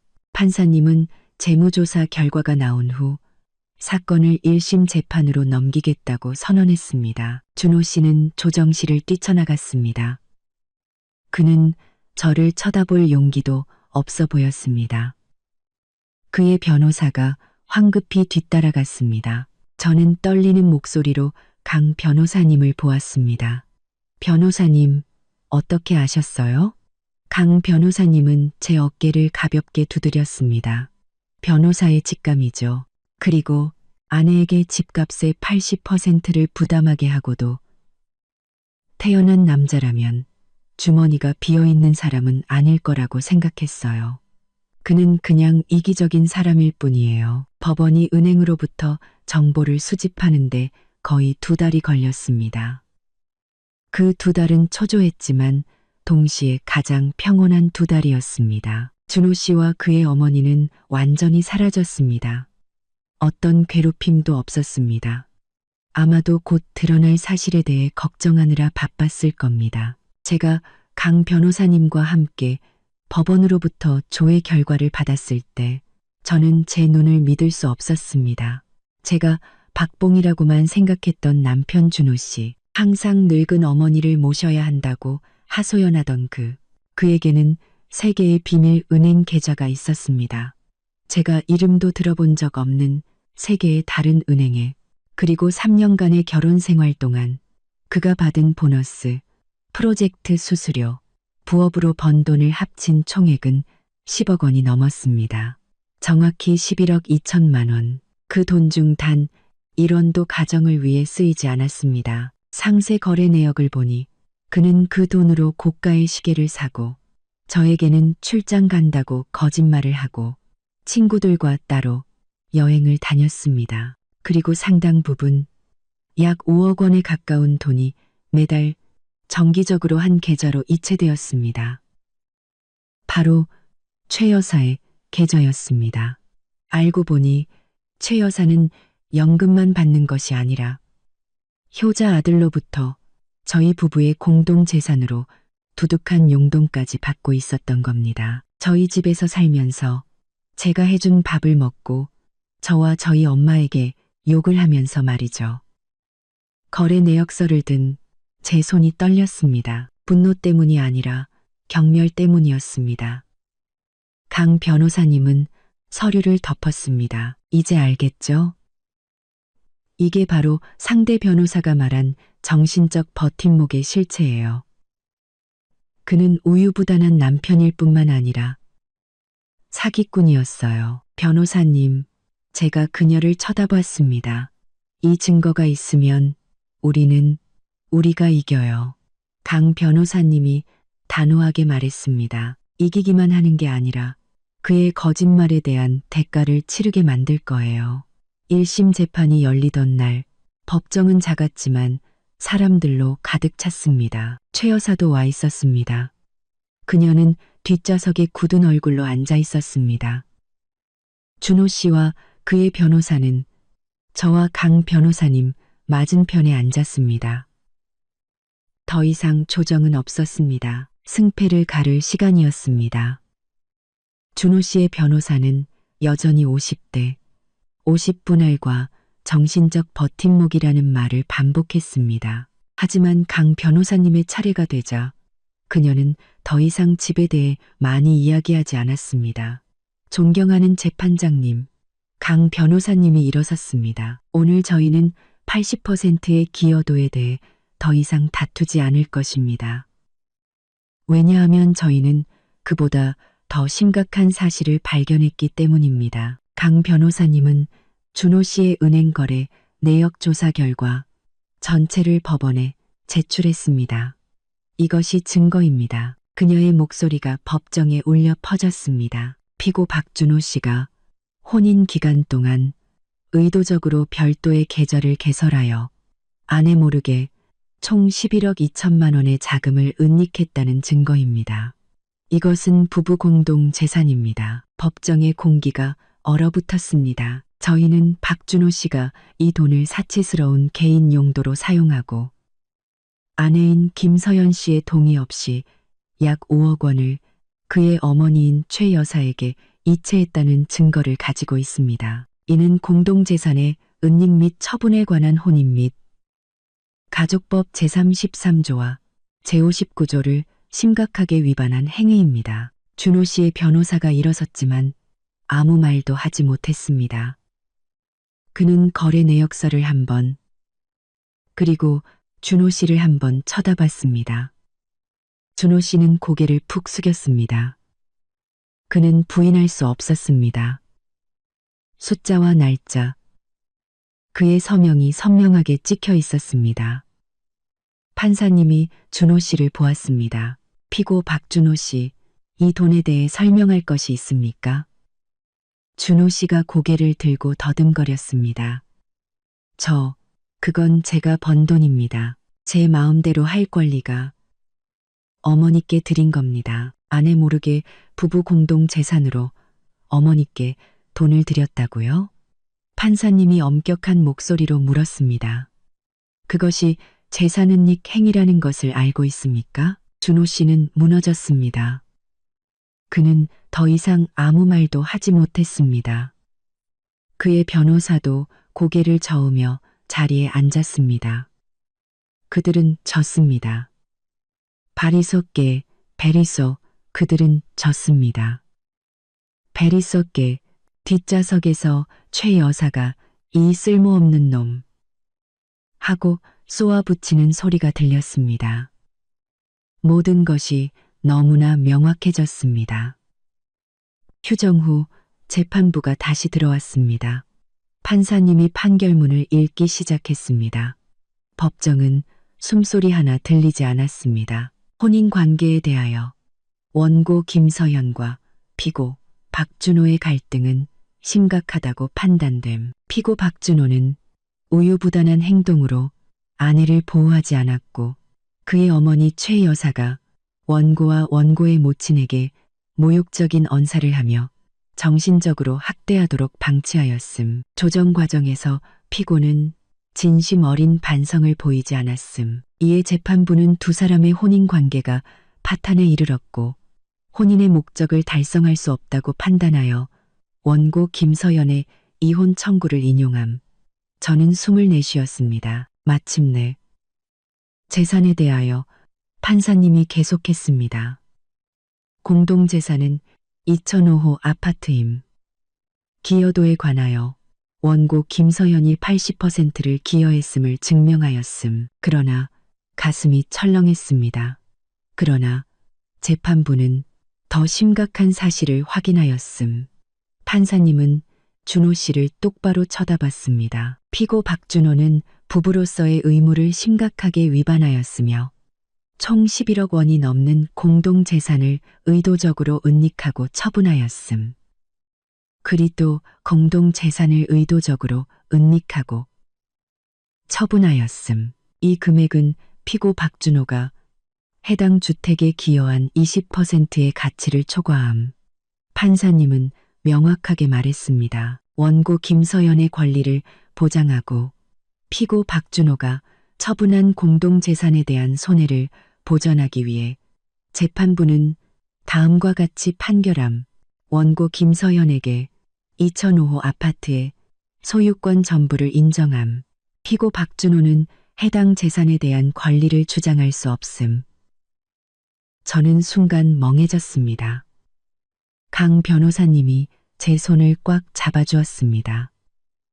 강 변호사님이 제 손을 꽉 잡아주었습니다. 피고 박준호는 판사님이 결론 내렸습니다. 개인 재산인 자동차만 소유할 수 있음. 피고는 해당 주택에서 즉시 퇴거하고 원고 김서연에게 인도할 의무가 있음. 피고는 개인 재산임. 피고 박준호는 판사님이 결론 내렸습니다. 최종 판결. 빈손으로 쫓겨나는 것. 준호 씨는 테이블 위로 고꾸라졌습니다. 그의 변호사는 그저 어깨를 두드려줄 뿐이었습니다. 테이블 위로 고꾸라졌습니다. 뒤에서 최 여사가 울부짖었습니다. 세상에, 말도 안 돼. 이건 불공평해. 정숙, 판사님이 망치를 두드렸습니다. 저분을 밖으로 내보내시오. 법원 경위가 즉시 최 여사를 법정 밖으로 끌어냈습니다. 그녀는 저를 지나치며 저를 잡아먹을 듯한 눈빛으로 쏘아봤습니다. 하지만 저는 두렵지 않았습니다. 저는 그녀를 똑바로 쳐다봤습니다. 재판이 끝났습니다. 저는 법원을 나섰습니다. 햇살이 저를 비췄습니다. 3년 만에 처음으로 저는 맑은 공기를 마시는 것 같았습니다.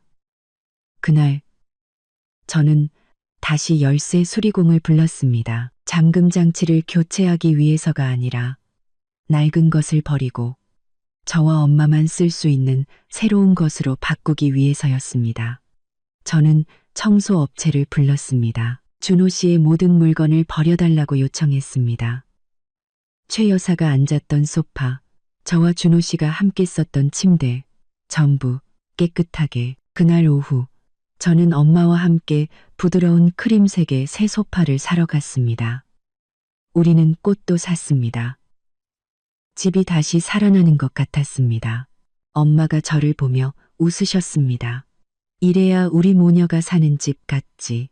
몇 주 후 준호 씨의 예전 이웃에게서 소식을 들었습니다. 그와 최 여사는 아주 외곽의 낡고 작은 월세집을 구했다고 했습니다. 저의 지원도 숨겨둔 억대 자금도 없이 준호 씨의 월급만으로는 생활이 턱없이 부족했다고 합니다. 그들 모자는 매일 돈 때문에 싸우고 서로에게 욕을 한다고 들었습니다. 저는 그저 미소만 지었습니다. 그들이 스스로 선택한 결말이었습니다. 그리고 저는 엄마와 함께 자유롭고 행복하고 평온한 새로운 삶을 시작했습니다. 저는 실수로 3년을 잃었습니다. 하지만 가장 값비싼 교훈을 얻었습니다. 여자는 너무 늦기 전에 자기 자신을 사랑하고 자신의 가정을 지킬 줄 알아야 한다는 것을요. 마지막 순간까지 들어주셔서 진심으로 감사합니다. 다음 영상에서 다시 뵙겠습니다.